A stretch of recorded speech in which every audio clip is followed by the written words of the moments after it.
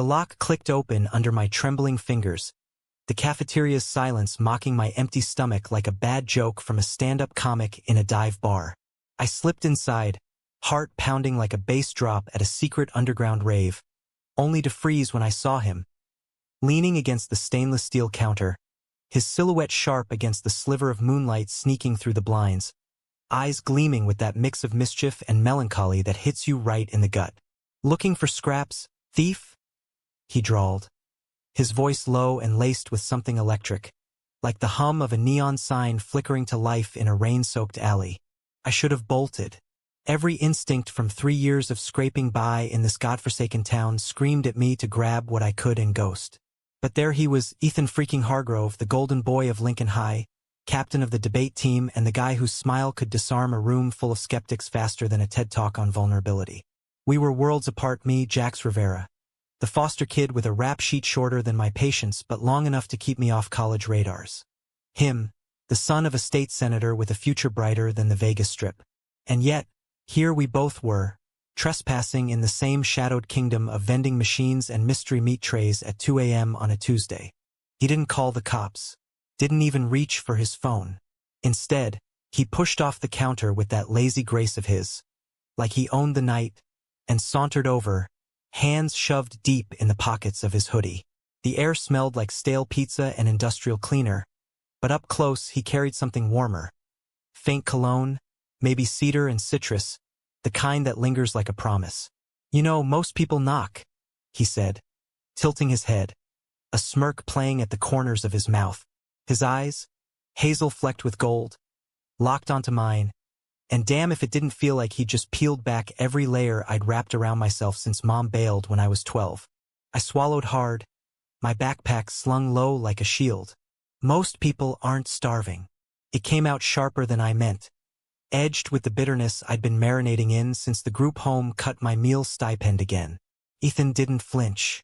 He just nodded, like he'd heard that line in 100 indie films and knew the subtext by heart.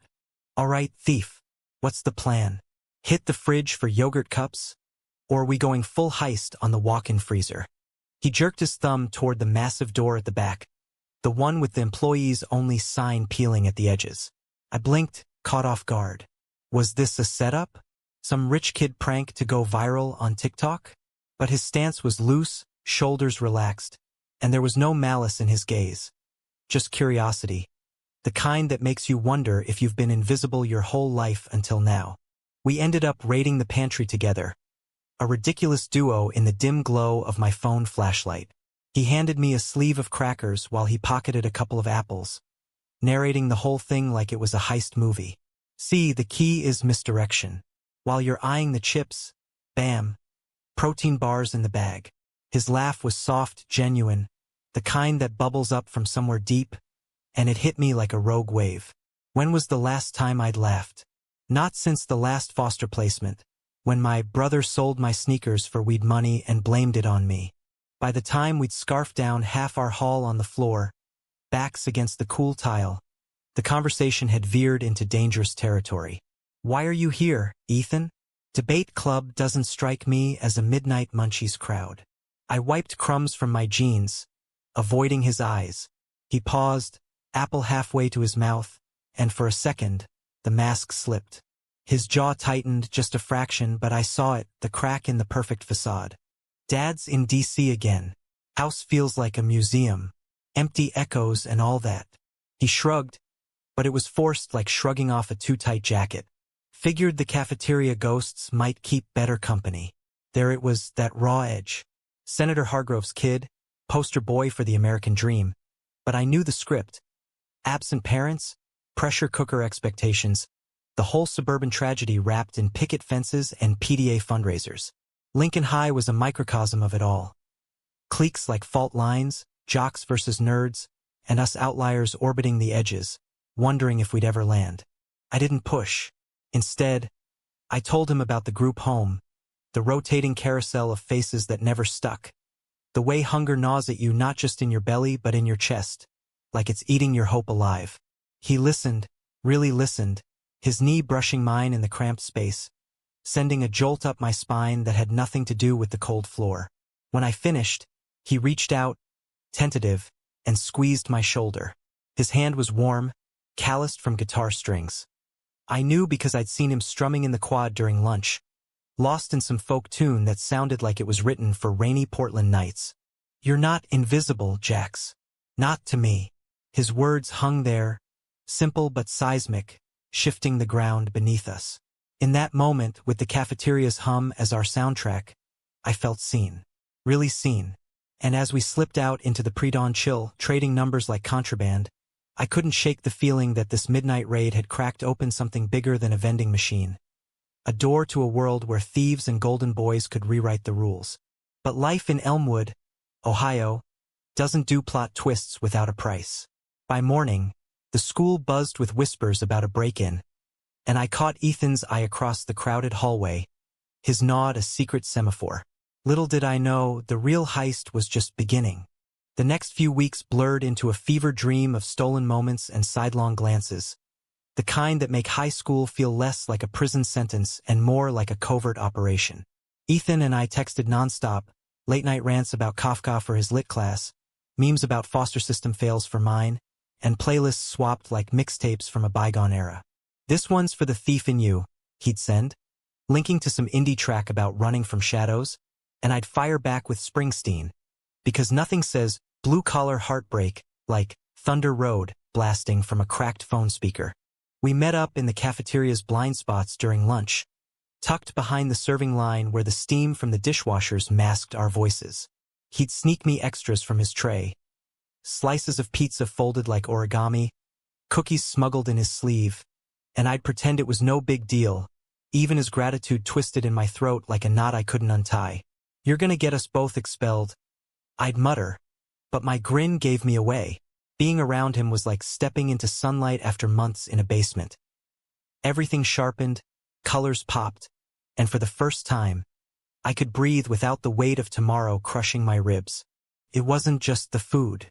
It was the way he'd lean in, elbows on the table, dissecting the hypocrisy of his dad's latest campaign ad. "Family values, my ass. He hasn't been home for Christmas since I was 10. His vulnerability a quiet rebellion that mirrored my own.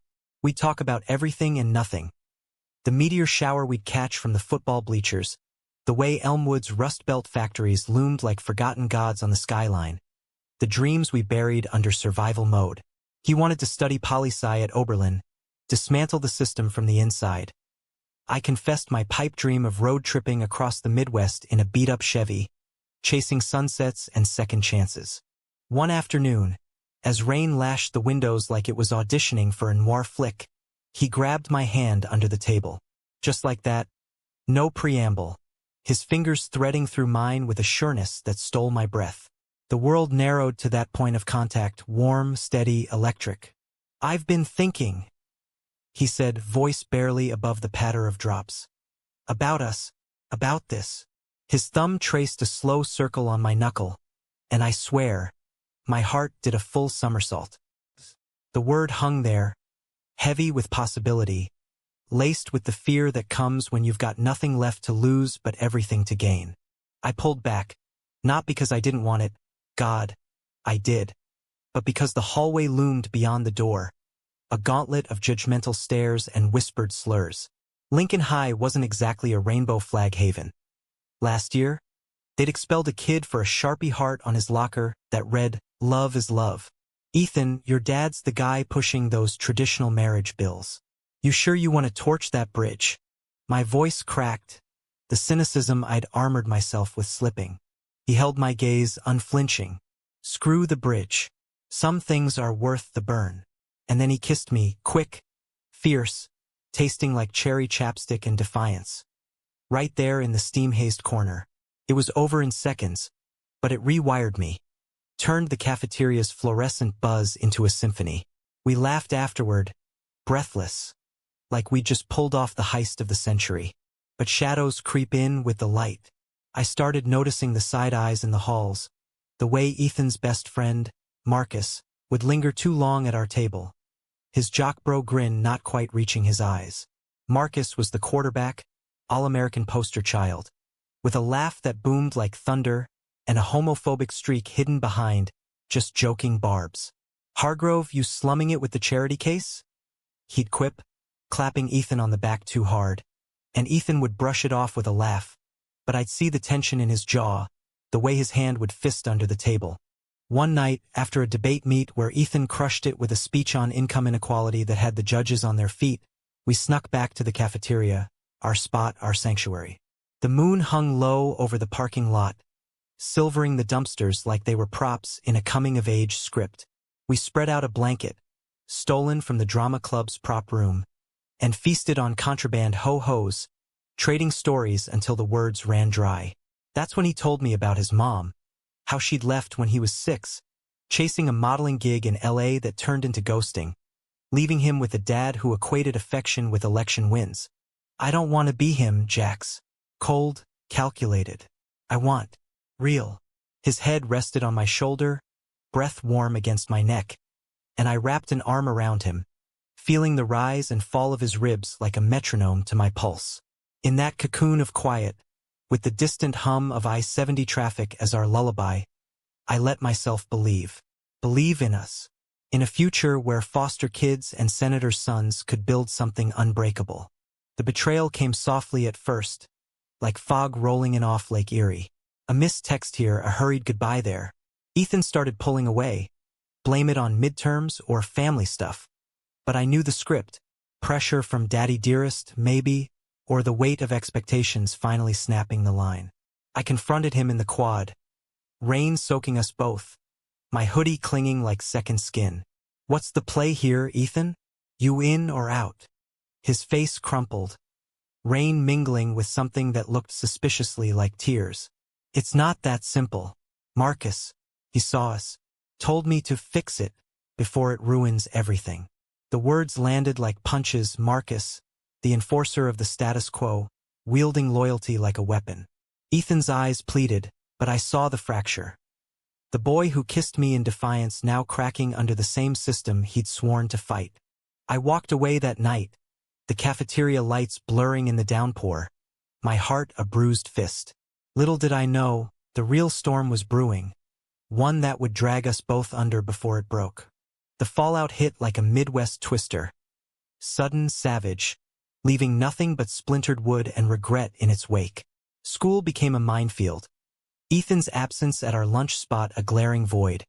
His texts reduced to curt apologies that read like form letters from a PR firm. Give me time, Jax. Please. Time for what? To scrub me from his narrative, to polish the golden boy back to shine? I threw myself into distractions. Extra shifts at the gas station, doodling escape routes in my notebook margins. But the ache festered, a dull throb that turned every love song on the radio into a taunt. Marcus, that smug bastard, amped up the antagonism, cornering me by the lockers with his entourage in tow. Heard Hargrove's got better things to do than play house with strays, he'd sneer, his crew chuckling like hyenas on a nature dock. I bit back retorts, knowing a swing would land me in juvie faster than you can say, zero tolerance. But inside, it burned, the betrayal not just from Ethan, but from the illusion we'd built, fragile as a snow globe shattered on concrete. Then came the note, slipped into my locker like contraband. Cafeteria. Midnight. Don't make me beg. My pulse jackhammered as I waited in the shadows that night, the air thick with the ghost of our first raid. He arrived disheveled, hair tousled like he'd raked fingers through it 100 times, eyes shadowed with exhaustion. Jax, save it. I cut him off, arms crossed like barbed wire. You ghosted. After everything. What's the endgame here? Pity hookup before you sail off to Ivy League purgatory. He winced, stepping closer, the scent of him, cedar and regret, wrapping around me like smoke. It's Dad. He found out. About us. Marcus ratted. Said it was for my own good. His voice cracked on the last word, and damn if it didn't pierce straight through my armor. Senator Hargrove, the crusader against moral decay, had gone full scorched earth, threats of cutting off tuition, shipping Ethan to a rehab camp in Utah disguised as a leadership retreat. He called me a disappointment, said I'd throw away my future for this. He gestured between us, helpless. The word, this laden with all the tenderness we'd lost. Rage boiled up, hot and unfiltered. And? You're just gonna roll over? Let him rewrite you? I grabbed his shirt, pulling him close, our breaths mingling in the charged space. We were real, Ethan. That wasn't some phase. It still is. His hands found my waist, tentative, then urgent, and we crashed together, lips fierce, hands mapping familiar terrain like explorers reclaiming lost ground. It was messy, desperate, tasting of salt and unspoken fears, but in that kiss, I tasted fight. We broke apart gasping, foreheads pressed, and he whispered, "Help me stand up to him, be my anchor." Against every scarred instinct screaming run, I nodded. We hatched a plan right there on the floor. Document the threats, loop in the school's counselor, a quiet ally with rainbow pins on her lanyard. Maybe even go public if it came to it. For the first time, hope flickered. Not the fragile kind, but the stubborn sort that roots in cracked soil. The high didn't last. 2 days later, during assembly in the gym, sweaty bleachers and the principal's drone about character building, Ethan's phone buzzed under his seat. I saw his face drain of color, the way his fingers whitened around the screen. Later, in the empty art room smelling of clay and turpentine, he showed me the email from his dad. Boarding school starts Monday. Pack light. This ends now. No negotiation, just a guillotine drop. Panic clawed at me. We fight this. Together. But doubt crept in, insidious as rust. That night, we met at the old quarry on the town's edge. A jagged scar of rock and water where locals dumped regrets. Under a canopy of stars smudged by city haze, we talked until our throats ached. About the fear of losing each other, the terror of becoming our parents' echoes. He traced constellations on my palm, his touch a lifeline. You're my North Star, Jax. No matter what. We made love to the rhythm of crickets and distant trains. Not the frantic kind, but slow, reverent, bodies speaking what words couldn't. It was affirmation, armor, a vow etched in skin. Afterward, tangled in his jacket on the damp grass, he murmured dreams of us post-grad. A tiny apartment in Columbus, me apprenticing at a mechanic shop, him interning at a nonprofit, building a life from the ground up, brick by defiant brick. But betrayal has teeth. The next morning, I found the cafeteria trashed. Cabinets flung open, food strewn like confetti from a hate crime, and pinned to the fridge with a debate team pin. Stay away, freak. He's mine to protect. M. Marcus. The coward strike. Ethan confronted him in the parking lot, voices echoing off chain-link fences. But Marcus played innocent. Just looking out for my boy. You get that, right? Family first. Ethan chose sides that day, not with words, but actions. He skipped our quarry meet, sent a text. Need space. Sorry. It gutted me, left me hollow as the cafeteria's echoing tins. I spiraled, skipping classes, chain-smoking behind the bleachers, the hunger back worse than ever, gnawing at soul now too. Friends? What friends? The group home counselor noticed, pulled me aside with her soft voice and worried eyes. You're worth fighting for, Jax. Don't let them convince you otherwise. Her words planted a seed, small but fierce. I started journaling, raw pages of rage and longing, turning pain into ink. And when Ethan finally resurfaced a week later, gaunt and guilty, begging for another chance in the rain-slicked quad, I didn't fold. Prove it, I said, voice steady for the first time. Show me you're all in. The climax brewed like thunderheads over the plains. Ethan's dad announced a campaign stop at the school, a rally on protecting our youth, and we saw our shot. But as the crowd swelled, banners waving like battle flags, I wondered if love could weather the storm, or if it'd leave us both adrift in the wreckage. The gym pulsed with forced patriotism, red, white, and blue streamers dangling like nooses, the air thick with the scent of hot dogs from the Booster Club's grill outside, and the undercurrent of desperation that clings to political theater. Senator Hargrove took the stage like a lion surveying his pride. Microphone in hand, voice booming platitudes about traditional values, and saving our kids from moral decay. The crowd, parents in khakis, students herded like cattle, ate it up, applause thundering off the rafters. Ethan stood rigid beside his dad, the perfect prop in a pressed button-down. His smile a brittle mask that cracked every time our eyes met across the sea of faces.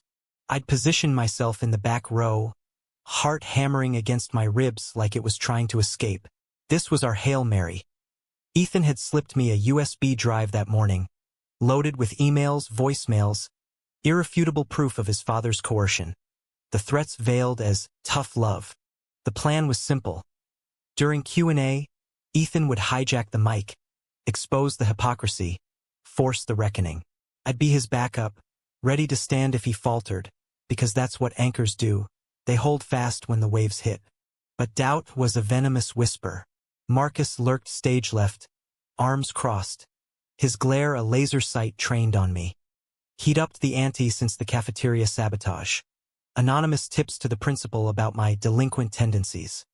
Whispers in the halls painting me as the villain seducing the innocent heir. Ethan had defended me fiercely, but the strain showed. Dark circles under his eyes, a tremor in his hands when we stole kisses in the boiler room, each one tasting more like goodbye. As the senator wrapped his speech, "We must protect our families from the radicals tearing at our nation's fabric." The crowd erupted, a wave of fervor that made my skin crawl. Ethan stepped forward, signaled by his dad's proud clap on the shoulder. My breath caught. This was it. The mic feedback screeched like a banshee, then cleared, and Ethan's voice filled the space. Steady at first, then gaining fire. "Dad, what you're selling isn't protection. It's control. I've lived it. The threats, the ultimatums to fix who I am, who I love." The gym hushed, a collective inhale. Senator Hargrove's face twisted, shock morphing to fury, as Ethan plugged in the drive, projecting the emails on the screen behind. "Choose your future or your perversion." Gasps rippled through the stands, phones whipping out to capture the implosion. Marcus lunged on stage, grabbing Ethan's arm. "Dude, what the hell?" But Ethan shook him off, eyes blazing. "This ends today. I'm gay, Dad. And Jax? He's the best thing that's ever happened to me." My name, out loud, in front of God, Elmwood, and every busybody with a ballot. Pride swelled, hot and fierce, propelling me forward through the aisle. I hit the stage just as chaos erupted. Boos from the hardliners, cheers from the outliers, the senator sputtering denials like an engine choking on bad gas. This is a stunt. Lies from a troubled kid. But the evidence glowed undeniable, a digital guillotine.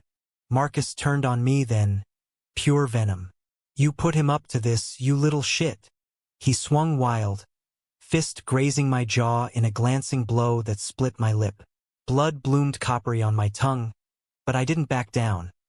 Adrenaline surged, and I shoved him hard, sending him stumbling into the podium.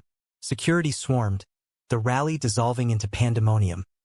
Parents shielding kids' eyes, reporters materializing like vultures, flashbulbs popping. In the melee, Ethan reached for me, our hands clasping slick with sweat and resolve. "We did it," he breathed, but his eyes, haunted, searching, told another story. The senator seized the mic back, voice a whip crack. "This boy, Jax Rivera, is a known thief, a ward of the state with a history of instability. My son is confused, manipulated, lies, amplified, spread like oil on water." The crowd turned, murmurs swelling to a roar of condemnation pointed at me. The outsider, the easy scapegoat. We bolted backstage, hearts jackrabbiting, barricading in the props room amid dusty costumes and forgotten scripts.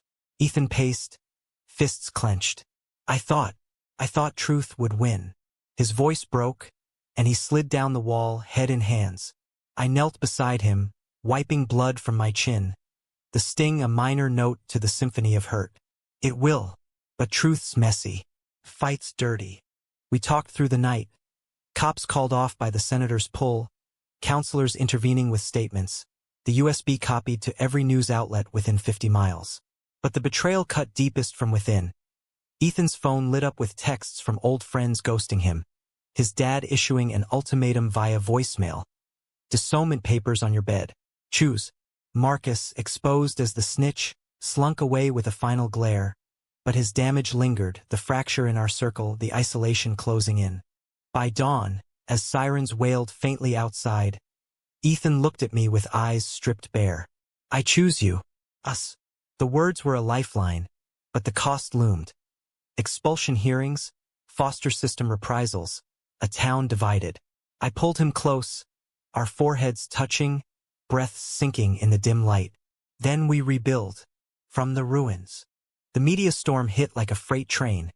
Headlines screaming, "Senator's son outs family hypocrisy in viral meltdown." Protests sprouted outside the Capitol. Rainbow flags waving alongside pitchforks. Ethan and I became reluctant icons. Our story dissected on CNN panels and Reddit threads. But fame's a double-edged blade. Supporters flooded our inboxes with love, detractors with hate mail that made my nightmares vivid. The climax peaked at the expulsion hearing, wood-paneled room stuffy with judgment. The board droned, my trespassing, Ethan's disruption. But we stood together, hands linked under the table, voices steady as we recounted the coercion, the love that refused to bend. The counselor testified, the USB replayed, and in the end they balked, suspensions not expulsions with counseling mandates. A win, Pyrrhic but real. Yet as we walked out into the crisp Ohio autumn, leaves crunching underfoot like brittle apologies, I felt the weight. Ethan had lost his dad, his old life. I'd gained visibility but not safety. The group home whispering of transfer. Love had won the battle, but the war? That raged on. A slow burn testing if we could forge something enduring from the ashes. Winter clamped down on Elmwood like a vice. Snow blanketing the rust in merciful white, turning the factories into ghostly sentinels and the streets into hushed confessions. Ethan and I navigated the aftermath hand in hand, quite literally. His fingers laced through mine in the hallways, a quiet fuck you to the stares and whispers that followed us like bad weather. The suspensions lifted after 2 weeks, but school felt altered. A palimpsest of old grudges and new alliances. Some kids nodded solidarity, slipping us notes with Love Wins doodles. Others crossed the street, their silence louder than slurs. We rebuilt in fragments. Study sessions in the library that devolved into footsie under oak tables. Weekend drives to the quarry where we'd park the borrowed Civic and watch our breaths fog the windows, talking futures like architects sketching blueprints. Ethan applied to community college. Screw Ivy. I want real change, not pedigrees. And I aced my GED prep, the counselor hooking me up with a scholarship fund for resilient youth. It wasn't glamour. It was grit, the kind that sticks to your boots and carries you forward. But scars itch. Ethan's dad went radio silent. The disownment papers unsigned, but the rift a canyon. Holiday cards arrived and signed from concerned citizens, laced with Bible verses and veiled threats. Marcus transferred schools, his family suing for defamation. But the case fizzled under scrutiny. Me, the group home caseworker, floated a new placement. Upstate, for your safety. And the panic hit like vertigo. I can't lose you. I confessed one night, snowflakes melting on our lashes as we trudged the empty football field. Stadium lights casting long shadows. Ethan stopped, cupping my face, thumbs brushing away flurries. Then don't. We're family now. The kind you choose. His kiss was snow-soft, deepening with the promise of permanence. And in that field, under a sky heavy with stars, I believed him. We vowed then, no more running, no more half measures. A ring from a pawn shop gumball machine, cheap silver etched with "Thieves Forever." Sealed it. Not legal, not conventional, but ours. Spring thawed the ice and with it came green shoots. Ethan's speech went viral anew, inspiring a state bill against conversion therapy. Donors flooded the counselor's office, funding a GSA club that met in, where else? The cafeteria, now our hallowed ground. I started a blog, anonymous at first, spilling foster kid truths that resonated like echoes in a canyon. Comments poured in, "You're brave. You're seen." For a boy who'd spent years invisible, it was manna. The humanistic turn came quietly, on a humid June evening at the town fair. Cotton candy skies, Ferris wheel creaking like old bones, the air sweet with funnel cakes and possibility. Ethan's dad appeared unannounced, Gaunt in a polo that hung loose, eyes hollowed by scandal's toll. No cameras, no entourage. Just a man stripped of armor, holding a thermos of bad coffee like a peace offering. "Son," he started, voice gravelly. "I was wrong. About everything." Ethan stiffened beside me on the bench, my hand an anchor in his. The senator, "No, Richard now," spoke haltingly. Therapy, soul-searching, the realization that his values had blinded him to his boy's heart. "I lost you because I feared losing myself. But Jax, you're good for him. Steady." It wasn't absolution, not yet. Trust rebuilds slow as rust removal, but it was a bridge, tentative planks over the chasm. We didn't rush. Dinners were awkward, silences punctuated by small admissions. Richard's own hidden regrets, a college fling buried under ambition. Ethan forgave in layers, and I watched, wary but willing, because humanity's messiest when it's real. By summer's end, as fireflies danced like errant stars, the three of us shared a meal at the Hargrove house. Not the museum anymore, but a home tentatively reclaimed. Our story didn't end in fireworks or tragedy. It unfolded in the ordinary sublime. Ethan and I loaded a U-Haul for Columbus in August, the cafeteria our last goodbye, lock clicking shut on Old Ghost. The road stretched west, Thunder Road reborn, with Springsteen cranked and windows down. Betrayal's sting faded to lesson, conflict to strength. The surprise of that midnight meeting blooming into a love as vast as the American heartland. Looking back, from our cramped apartment overlooking the Scioto River, me wrenching cars by day, him advocating by night, I see it clear. We weren't thieves stealing moments. We were architects, building from scraps a life profound. And in the quiet hours, his head on my chest, heartbeat sinking to mine, I know we'd sneak into 1,000 cafeterias for this. For us, the surprising thing? Love doesn't just happen. It endures, raw and radiant, a beacon in the rust.